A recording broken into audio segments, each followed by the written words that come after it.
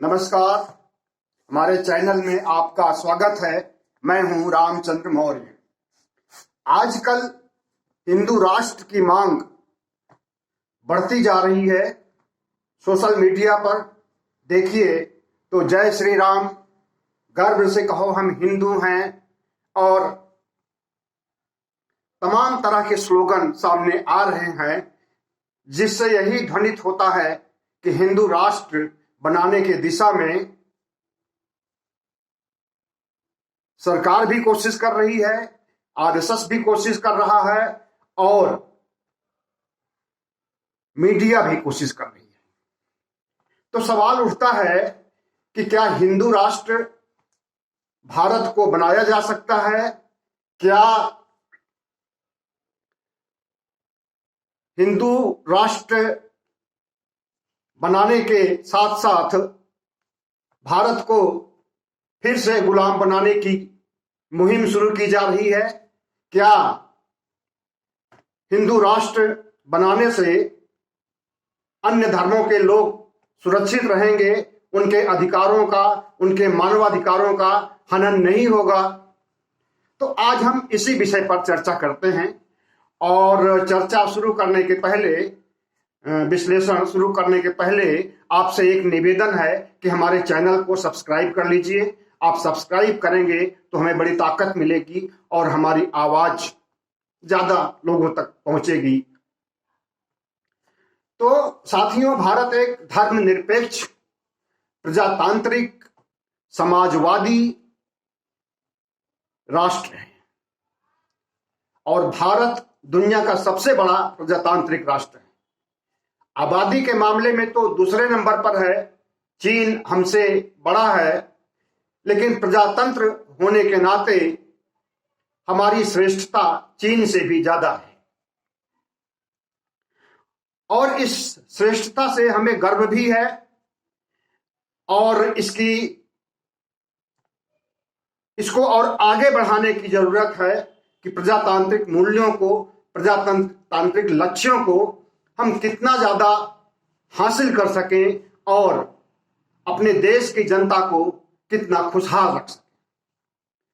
साथियों, इस दिशा में बात होनी चाहिए थी। इस दिशा में लोगों के बीच संदेश पहुंचाना चाहिए कि भारत कैसे तरक्की कर सकता है, कैसे 5 ट्रिलियन इकोनॉमी की ओर बढ़ सकता है, कैसे महामारी से निपट सकता है, कैसे महंगाई से, बेरोजगारी से निपट सकता है। इस पर चर्चा होनी चाहिए सोशल मीडिया प्लेटफॉर्म पर। लेकिन दुर्भाग्य की ऐसा नहीं हो रहा है। 2014 से जब से भारत में दक्षिणपंथी सरकार बनी है, आरएसएस की सरकार बनी है, बीजेपी की सरकार बनी है, उसी समय से हिंदू राष्ट्र की अवधारणा पुष्ट होती जा रही है और अब तो हर जगह, सभा सम्मेलन में, सोसाइटी में, चुनावी रैली में, हर जगह हिंदू राष्ट्र की बात की जा रही है और हिंदू धर्म के मुताबिक चुनाव प्रचार किया जा रहा है और हिंदू धर्म को बढ़ाने के लिए हिंदुत्व को की व्याख्या जिस रूप में की जा रही है, राहुल गांधी अलग ढंग से हिंदुत्व की व्याख्या कर रहे हैं, हिंदुओं की व्याख्या कर रहे हैं, भारतीय जनता पार्टी अलग से कर रही है और देश का बुद्धिजीवी वर्ग अलग ढंग से कर रहा है। तो सवाल उठता है कि क्या हिंदू में और हिंदुत्व में कोई विवाद है? पहले इस विवाद को निपटाएं, उसके बाद हिंदू राष्ट्र बनाने की दिशा में बात करें तो अच्छा होगा। और जो बात करने की बात हम कह रहे हैं वो इस पर नहीं कि हिंदू राष्ट्र बनाने के लिए मोर्चा खोलना है, संघर्ष करना है या आंदोलन करना है। उसके लिए देखिए, कोई चीज जब संभव हो सकती है तभी उसके लिए प्रयास करना चाहिए था। किसानों के लिए संभव था कि वो अपनी बात को मनवा सके प्रजातांत्रिक ढंग से आंदोलन करके, और उन्होंने मनवा लिया। लेकिन हिंदू राष्ट्र की अवधारणा न तो संविधान सम्मत है, न लोकतंत्र सम्मत है और न इस देश की 135-140 करोड़ जनता के हित में है। दरअसल हिंदू राष्ट्र की अवधारणा या हिंदू राष्ट्र बनाना एक दिवा स्वप्न है। दिवा स्वप्न का मतलब होता है कि दिन में सपने देखना, रात में सोते हैं लोग तो सपने देखते हैं, लेकिन हिंदूवादी लोग दिन में ही सपने देख रहे हैं और बिना सोए ही सपने देख रहे हैं, खुली आंखों से सपने देख रहे हैं। लेकिन ये सपने सिर्फ मृग मरीचिका है। अब मृग मरीचिका को भी जान लीजिए। मरुस्थल में, रेगिस्तान में जब बहुत तेज धूप होती है, मई जून का महीना होता है, और कोई हिरन पहुंच जाता है, धूप तेज होती है, तो वो सामने देखता है तो उसे पानी की लहर जैसे दिखाई देती है। दूरी पर करीब 1 किलोमीटर या 2 किलोमीटर की दूरी पर ऐसा लगता है कि जैसे वहां पानी का प्रवाह हो रहा है, वहां पर समुद्र बह रहा है या वहां पर कोई नदी बह रही है, और उस पानी को पीने के लिए वो दौड़ता है और दौड़ते दौड़ते बहुत दूर तक निकल जाता है, लेकिन उसे पानी नहीं मिलता है। जो पानी दिखाई देता है, उसी तरह से इनको हिंदू राष्ट्र मृग मरीचिका की तरह, हिरन की एक भूल की तरह, हिरन की एक नादानी की तरह साबित हो रहा है और साबित होगा भी। इनका दिवा स्वप्न, इनकी मृग मरीचिका कभी पूरी नहीं हो सकती है, क्योंकि भारतीय संविधान इसकी छूट नहीं दे सकता है कि भारत को एक समुदाय के लिए छोड़ दिया जाए और उसका राज हो। भारतीय संविधान इसलिए इसकी अनुमति नहीं देगा कि भारत को फिर से राजतंत्र बनाया जाए और राजे रजवाड़े यहां पर शासन करें और फिर से वही राजशाही के अत्याचार शुरू हो जाए। भारतीय संविधान इसलिए भी नहीं अनुमति देगा कि समरसता के नाम पर फिर से वर्ण व्यवस्था को लागू किया जाएगा और उस वर्ण व्यवस्था के तहत फिर से शूद्र बनाने, नीच बनाने और अंधविश्वास पाखंड का अनवरत सिलसिला शुरू करने के लिए एक कुचक्र है हिंदू राष्ट्र।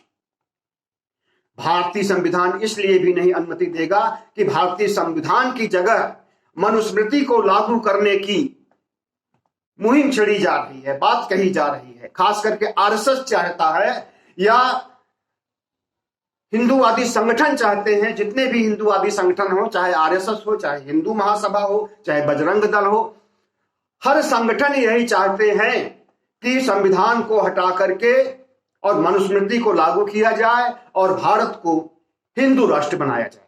लेकिन नहीं, न तो संविधान का कोई विकल्प है और न उस विकल्प, अगर कोई विकल्प होगा भी तो उस विकल्प में मनुस्मृति आएगी। मनुस्मृति को आज के 5000 साल पहले जरूर लागू किया गया रहा होगा और अत्याचार का दौर बढ़ा होगा, और उसी समय शुरू हुआ अत्याचार और शोषण का दौर। बहुत तो खत्म हो गया, लेकिन बहुत कुछ बाकी रह गया है अभी भी। और फिर से हम उसी दौर को नहीं शुरू करेंगे जब एक राम शंभूक को मार डालेगा इसलिए कि वो ज्ञान प्राप्ति करना चाहता है, जब एक शूद्र के कान में शीशा पिघला करके डाल दिया जाएगा क्योंकि उसने वेद मंत्र सुन लिया है। इस तरह से के अत्याचार को भारत अब फिर से बर्दाश्त करने वाला नहीं है। अब भारत की जनसंख्या, भारत के बहुजन समाज के लोग जाग गए हैं, उनकी आंखें खुल गई है। अब फिर से राम राज या हिंदू राष्ट्र भारत को नहीं बनने दिया जाएगा और एक बहुत बड़ा समूह हिंदू राष्ट्र की बात करने वाले, हिंदू राष्ट्र बनाने की बात कहने वाले मुट्ठी भर हैं, और हिंदू राष्ट्र का विरोध करने वाले भारत को जैसा है तैसा एक धर्मनिरपेक्ष भारत बनाए रखने के लिए 85% लोग, बहुजनों की संख्या ओबीसी, एससी, एसटी और अल्पसंख्यक को भी मिला दीजिए तो 85 से भी ज्यादा हो जाती है। भारत एक धर्मनिरपेक्ष राष्ट्र है और इसको इसी शक्ल में बनाए रखना देश के हित में है और राष्ट्र के हित में है और सभी समुदायों के हित में है। आपको हम बता दें कि दुनिया में कुल 65 मुस्लिम राष्ट्र हैं। हालांकि इस धर्म की दृष्टि से ईसाई धर्म बहुत बड़ा है और मुस्लिम धर्म या इस्लाम धर्म नंबर 2 पर है और 3 पर है हिंदू धर्म और चौथे नंबर पर है बौद्ध धर्म। तो 65 मुस्लिम राष्ट्र अपने को इस्लाम राष्ट्र कहते हैं। और आपको जान करके ताजुब होगा कि भारत में तो नहीं, लेकिन 45 राष्ट्र बौद्ध राष्ट्र हैं पूरी दुनिया में। जहां पर बौद्ध धर्म जन्मा है, जहां से बौद्ध धर्म का विकास हुआ है, जो बौद्ध धर्म की धरती है, वहां पर बौद्ध धर्म नहीं है, या है तो बहुत संकुचित रूप में है, बहुत थोड़े रूप में है। और जनगणना की माने तो 0.83% में है। लेकिन आज बौद्ध धर्म के मानने वालों की संख्या अगर देखी जाए गैर सरकारी आंकड़ों के अनुसार, तो अंबेडकरवाद ने या पेरियार और ज्योतिबा फुले के प्रचार से बौद्ध समुदाय के लोगों की भागीदारी बढ़ी है और लोग बुद्धिस्ट बन रहे हैं। बहुत से लोग बन चुके हैं, जो नहीं बने हैं वे धम्म दीक्षा ले रहे हैं, और बहुत से लोग ऐसे हैं जो धम्म दीक्षा निकट भविष्य में लेने वाले हैं। तो इसका मतलब है कि हिंदू धर्म जो कि 80% है पूरे देश में, हिंदू धर्मावलंबियों की संख्या घट रही है और बौद्धिस्टों की संख्या बढ़ रही है। तो सवाल इस पर नहीं होना चाहिए कि भारत को हिंदू राष्ट्र बनाना है। सवाल इस पे होना चाहिए कि जो बौद्ध धर्म भारत में जन्मा है, भारत में पनपा है और दुनिया के 45 देशों में बौद्ध राष्ट्र बन गया है, और पहले अखंड भारत बौद्धमय था। सम्राट अशोक के काल में, हर्षवर्धन के काल में, कनिष्क के काल में बौद्ध राष्ट्र के रूप में भारत था, अखंड भारत के रूप में भारत था। लेकिन उसको एक मनुवादी संस्कृति ने, मनुवादी ब्राह्मणवादियों ने, विदेश से आए, यूरेशिया से आए आतताइयों ने उसे नष्ट करने का, बौद्ध संस्कृति को तबाह करने का एक षड्यंत्र रचा और बड़े पैमाने पर उन्होंने अंधविश्वास, वेदों की रचना करके, पुराणों की रचना करके, तमाम मनुस्मृति की रचना करके, तमाम सारे बौद्ध धर्म के खिलाफ साहित्य की रचना करके हिंदू धर्म का मंडन किया और बौद्ध धर्म संस्कृति का, बौद्ध धर्म का विनाश किया। उसके बाद मुगल काल का प्रारंभ होता है, मुस्लिमों का आक्रमण होता है। तो मुस्लिम आक्रमणकारी तो बहुत से आए, लेकिन वे लूटपाट करके या मारकाट करके चले गए। लेकिन मुगल ऐसे आक्रमणकारी थे कि वो यहां पर आए और यहाँ की सभ्यता में, यहाँ की संस्कृति में रच बस गए और यहीं रहने लगे। यहीं पर बाबर का भी देहांत हुआ, यहीं पर अकबर का, यहीं पर जितने भी मुगल बादशाह हुए हैं सब पैदा भी हुए बाबर के बाद और सबकी मृत्यु भी हुई। और भारत को उन्होंने योगदान भी दिया और भारत की संस्कृति को एक अलग रूप दिया। अगर भक्ति काल कभी चला था जिसमें सूर थे, तुलसी थे, कबीर थे, नानक थे, तो इन सब ने भक्ति काल में मुगल काल के आतताइयों के बावजूद अपने धर्म का उन्नयन किया, विकास किया, अपनी संस्कृति का संरक्षण किया और भारत को भारत बनाए रखा। तो आतताइयों के समय में, मुस्लिम आक्रमणकारियों के समय में भारत को सहेजने या भारतीय संस्कृति को आगे बढ़ाने का काम अगर किसी ने किया तो वो बौद्ध थे, हिंदू भी थे और बहुत से मुस्लिम भी थे। तो ये हमारी जो साझा संस्कृति है उसी समय से चली आ रही है और इस साझा संस्कृति को हमें बनाए रखना है, इसी में देश की भलाई है। और एक बात बताएं कि जब से हिंदूवादियों ने, ब्राह्मणवादियों ने, मनुवादियों ने आरएसएस की स्थापना की थी विजयदशमी के दिन 1925 में, उसी समय से ये लोग हिंदू राष्ट्र बनाने के लिए सक्रिय हैं। लेकिन इनकी दाल नहीं गली, क्योंकि इनकी विचारधारा, इनकी सोच, इनकी मानसिकता ऐसी है जो देश के खिलाफ है।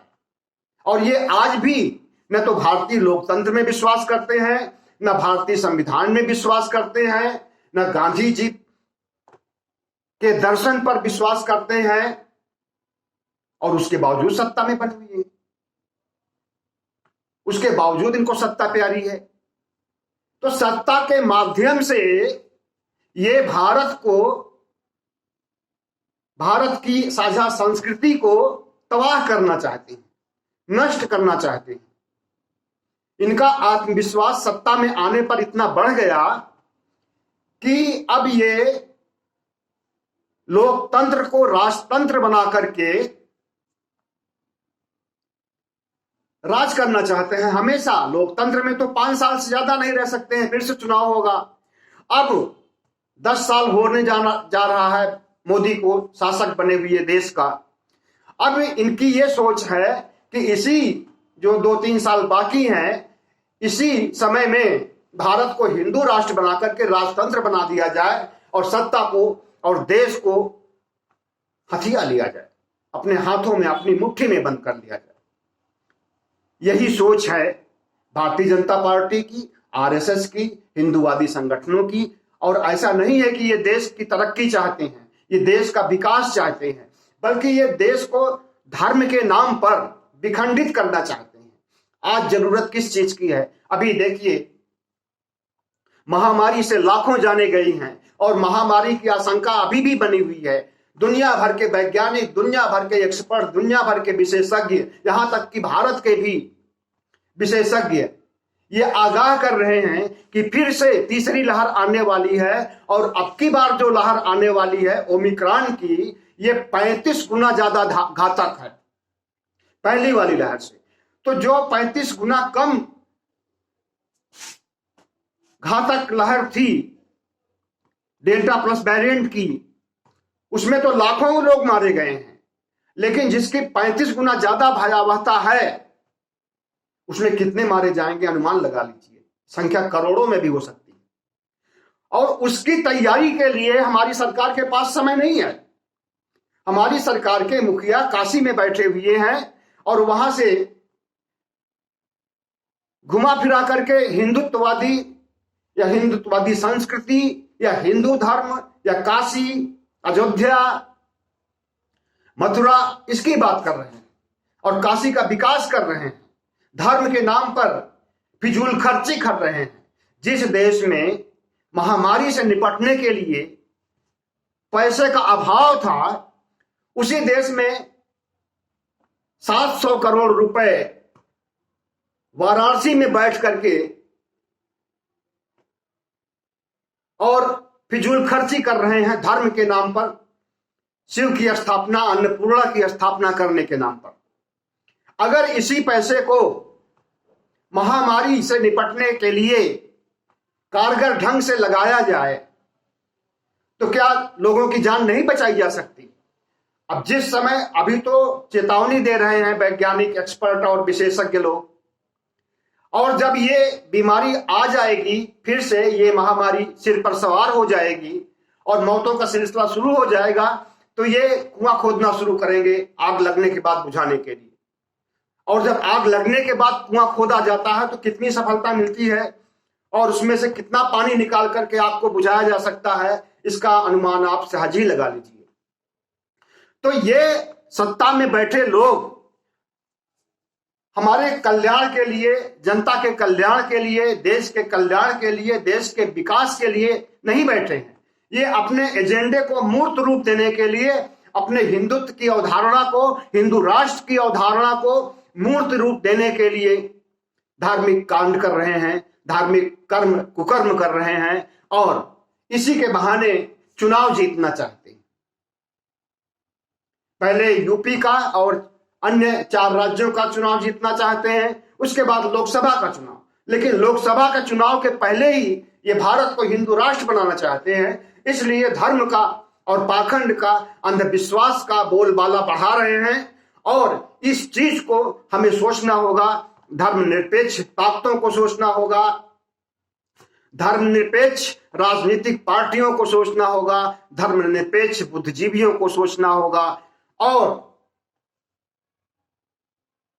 दुनिया के सामने गुहार करना होगा या आंदोलन खड़ा करना होगा कि भारत को एक साझा संस्कृति के रूप में, साझी विरासत के रूप में, धर्मनिरपेक्ष राष्ट्र के रूप में, जैसा कि बाबा साहब अंबेडकर बना करके गए हैं भारत को, वही स्वरूप होना चाहिए, वही कलेवर होना चाहिए। अगर हिंदू धर्म की या हिंदू राष्ट्र की अवधारणा साकार ये करने में कामयाब हो गए तो भारत के लिए आजादी कोई मायने नहीं रह जाएगी और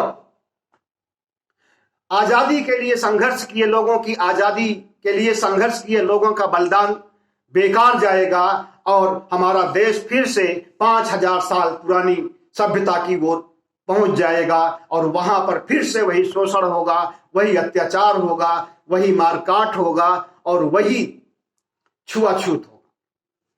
तो साथियों, इन दक्षिणपंथी ताकतों, इन मनुवादी ताकतों के षड्यंत्र को, इनके षड्यंत्र को हमें सोचना होगा, देखना होगा, भांपना होगा और इन्हें कारगर जवाब देने के लिए हर तरह से इनसे ज्यादा ताकतवर बनना पड़ेगा, वरना न लोकतंत्र बचेगा, न भारत राष्ट्र बचेगा।